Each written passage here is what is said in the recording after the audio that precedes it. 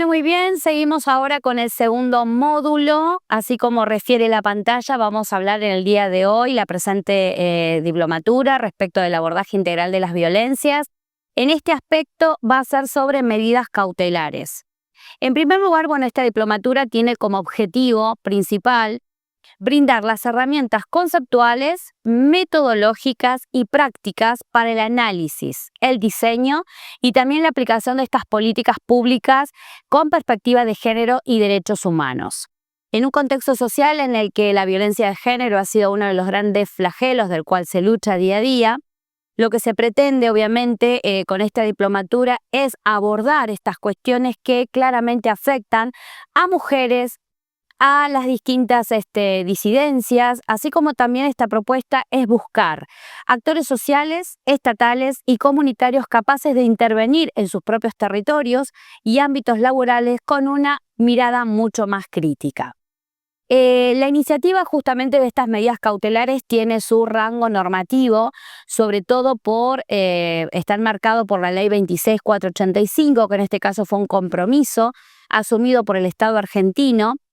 y que esta ley, que es la 26.485, habla respecto de la protección integral de las mujeres. También, asimismo, también tiene su marco normativo en la llamada Ley Micaela, la Ley 27.499, los tratados internacionales con jerarquía constitucional, en este caso CEDAW, que es justamente la Convención contra todas las formas de discriminación hacia la mujer, la Convención Belén do Pará, que se ha celebrado en el país, digamos, contiguo al nuestro, al país brasilero, y las distintas políticas públicas, no solo de igualdad, sino también de aquellas que lo que buscan es erradicar todas las violencias por motivos de género. A continuación, entonces, de una manera detallada, completa y estructurada, me estaré refiriendo respecto de todas las medidas cautelares previstas en los casos de violencia de género en la Argentina, de acuerdo con la legislación nacional y especialmente hay que hacer énfasis e hincapié en la Ley 26.485, que habla acerca de esta protección integral para prevenir, sancionar y erradicar la violencia contra las mujeres, nuestro Código Civil y Comercial de la Nación, el Código Procesal Federal y las demás normas complementarias.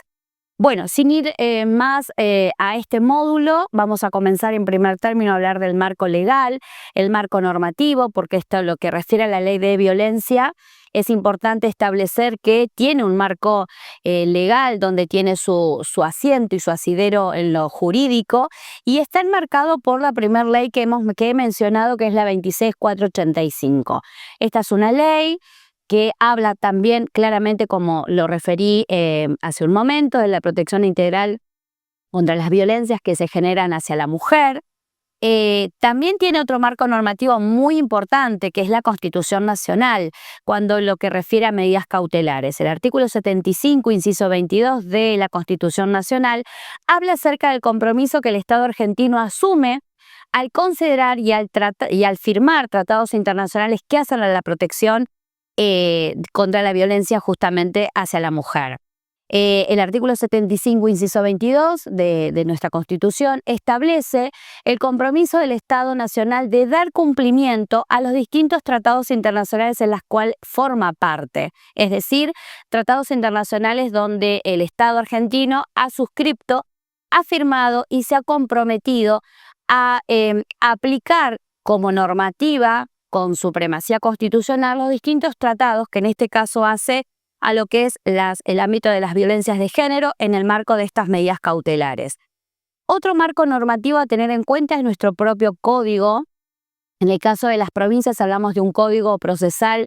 de la provincia, del cual corresponde, porque es un código de procedimiento, una norma de lo que llamamos nosotros de forma, mientras que también tenemos nuestro Código Civil y Comercial de la Nación, que aplica claramente a todo el Estado argentino, también llamado Código de Fondo.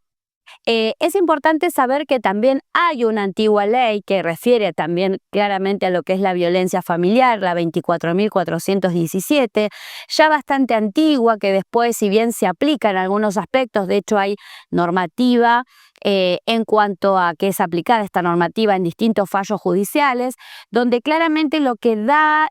impacto es que cuando se dictan estas medidas, y más en el marco de una violencia familiar,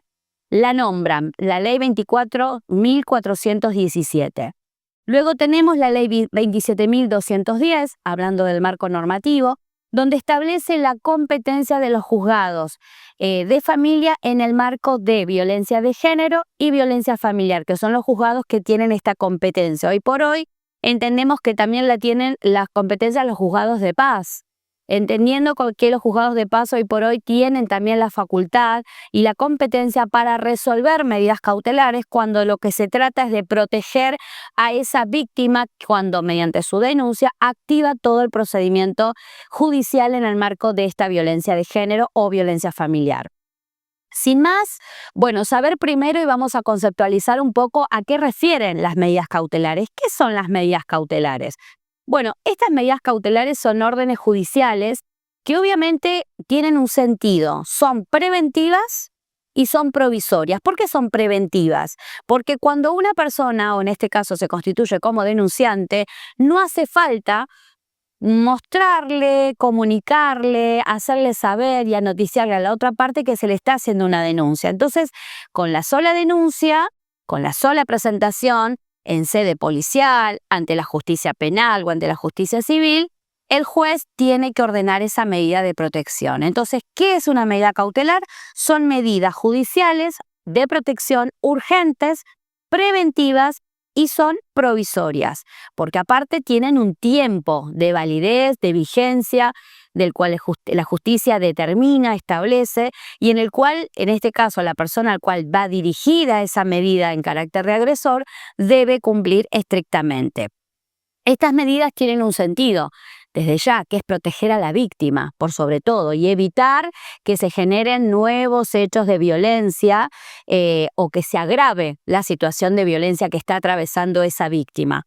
¿Por qué? Porque entendemos o entiende también la justicia que existe una situación de riesgo en el cual el juez verifica dos cosas. Una, la verosimilitud del derecho, es decir, esta persona está legitimada para iniciar una denuncia por violencia de género, violencia familiar, y el peligro en la demora, es decir, no admite ningún tipo de entorpecimiento, no admite ninguna cuestión de demorar el proceso, sino todo lo contrario, admite inmediatez. Y en función de eso, por eso tiene este sentido que son estas medidas urgentes, preventivas y provisorias. Preventivas porque lo que buscan es que con la sola activación de la denuncia pueda, en este caso el denunciante, tener esa medida de protección, por un lado, sin necesidad de que se le consulte a la otra parte, porque no le notifican la denuncia para ver qué opina, qué es lo que observa o si de alguna manera tiene derecho a hacer alguna especie de descargo antes que la justicia emita una resolución de protección donde ordena estas medidas cautelares. No. El juzgado lo que hace, o un juez en este caso, es admitir que esta situación no tiene que generar ningún tipo de demora porque hay un peligro en la demora, porque hay una urgencia donde hay que proteger a una víctima. Y por otro lado, la verosimilitud del derecho que hace a que esta persona está legitimada para poder accionar y sin lo que llamamos nosotros inaudita parte, sin necesidad y a la sola petición de una sola de las partes, se pueda dictar esa medida de protección, que no es otra cosa. Estas medidas cautelares son medidas de protección que se hacen y sin audiencia del agresor. Esto es fundamental. Lo que se le notifica al agresor en este aspecto es la medida cautelar ya dictaminada y ya resuelta por su señoría, ya sea en el marco de la violencia de género o violencia familiar. Sin más, ¿cuáles son estos tipos de medidas cautelares? Estas defensas o estas medidas de protección, que son urgentes porque no admiten demora, son preventivas porque no se hacen con la connivencia o la presentación de la otra parte, tampoco se hace con la intención de perjudicar a la otra parte, simplemente en medida de protección y para impedir no solo que se generen nuevos hechos de violencia, sino también evitar que haya un nuevo agravamiento de la situación de riesgo de esa víctima. Y como dije recién, tienen un plazo, por eso es de manera provisoria.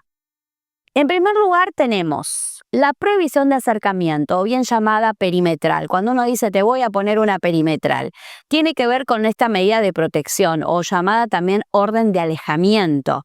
También nuestra ley, la 26.485, establece en sus artículos 26 y 27 que esta es una medida de protección, es una medida de alejamiento, donde el juez establece que hay una orden de alejamiento no solo del domicilio de la víctima, sino además también del lugar de trabajo, del lugar de estudio o de cualquier otro lugar donde la víctima frecuente. Eso es muy claro y muy específico. También se establecen radios o kilómetros o metros o distancias. Desde ya puede establecerse perímetros de seguridad en cuanto a la restricción de acercamiento u orden de alejamiento por 300 metros, por 500 metros. Hemos visto también que hay medidas que son de 5 metros cuando lamentablemente el agresor convive con esa víctima, en cuyo caso muchas veces esa, a modo más, de alguna manera como una apreciación personal, considero que son medidas que muchas veces exacerban la situación de violencia y ponen aún más en riesgo, porque es como que mal predispone a la otra parte, en este caso al agresor, de tener que cumplir una medida cautelar de una orden de alejamiento en su propio domicilio de 5 metros. O sea, ¿dónde está el límite? ¿Quién controla ese límite? Distinto es cuando se habla de distancias mucho más amplias, como de 500 metros, de 300 metros. Y lo importante es saber que en esta medida cautelar, cuando se establece que tiene que ser una orden de alejamiento del lugar de domicilio, del lugar de estudio, del lugar de trabajo y también del lugar donde esta persona, donde la víctima frecuente, ya sea en actividades religiosas, en actividades deportivas, actividades extracurriculares, de todos los lugares donde esta víctima esté desarrollando su actividad normal y diaria, también la orden de alejamiento tiene efectividad. La otra medida muy conocida, que también los jueces lo dictaminan, tiene que ver con lo que llamamos cese de actos, que no es la perimetral. El cese de actos hay que saber a los estudiantes comentarles que tiene que ver con una medida un poco más liviana, como quien dice, tiene que ver con una no perturbación, no intimidación, no hostigamiento hacia la víctima que obviamente obtiene esa medida. Es lo que llamamos cese de actos de hostigamiento. Esto más tiene que ver no con una orden de alejamiento, porque en este caso no hay una orden de alejamiento cuando se dicta un cese de actos. Lo que sí hay es una obligación para, en este caso, el agresor de no hostigar, no molestar, no intimidar y no hacerlo por ninguno de los medios. ¿Qué quiero decir con esto? No por redes, no por WhatsApp, no por redes sociales, no por Facebook, no por Instagram, por todos los medios telemáticos o tecnológicos que hoy por hoy conocemos, ni tampoco se dice por interpósitas personas o por terceros. El cese de actos está fijada de manera muy explícita y muy concreta al decir, por ningún medio se debe lograr ni hostigamientos, ni intimidaciones, ni amenazas. Y si así lo fuera, cometemos el delito, o en este caso el agresor comete el delito de desobediencia que está tipificado en nuestro artículo 239 del Código Penal. Muchas veces esta medida de cese de actos también no solo se hace respecto a la víctima, esto a tener en cuenta, tanto así como la orden de alejamiento, también se hace respecto a los hijos. Y cuando es así, directamente es una medida que es más amplia, no solo para la víctima, sino también para los hijos. En este aspecto no se podrá iniciar ninguna medida o ninguna acción legal de fondo, llamado así, ni por régimen de comunicación, ni por cuidado personal, hasta tanto la medida venza. Porque una vez vencida la medida, el agresor tendrá derecho a iniciar las acciones que tengan que ver con el contacto a sus hijos, si es que esas medidas de cese de acto o de orden de alejamiento son aquellas medidas que están también abarcadas hacia los hijos menores.